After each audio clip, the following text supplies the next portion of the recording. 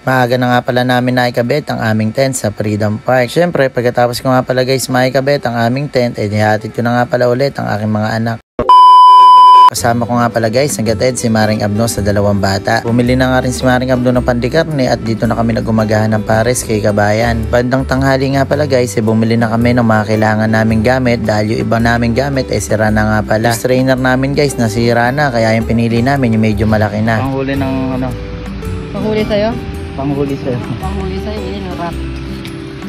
Dito nga pala guys kami namimili ng aming ibang gamit kasi mura nga rin dito guys, parang kapresyo ng 578. Bumili na nga rin pala ako guys ng basahan namin kasi guys kulang na yung basahan namin dito sa bahay. Tag-ulan kasi guys kaya madalas basa-basa nga talaga. Ayan, blue.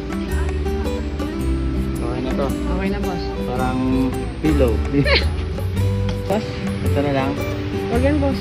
Ay baka mahirapan si Ate Gina rito. Daming pipindutin Nakaka-confuse, daming numero. Doon tayo sa simple.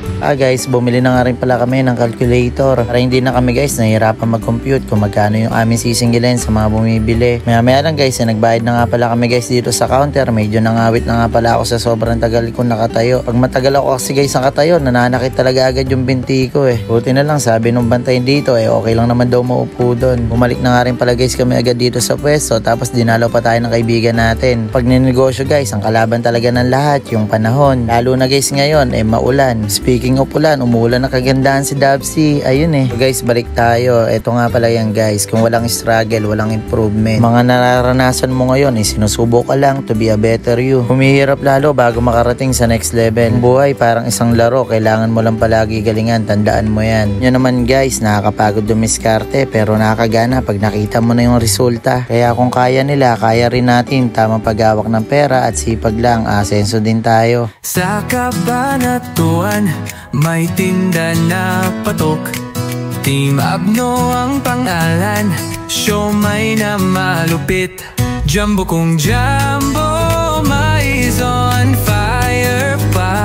May chili garlic pa, na binabalik-balikan talaga. The best siomai in Kabanatuan, yan ang totoo.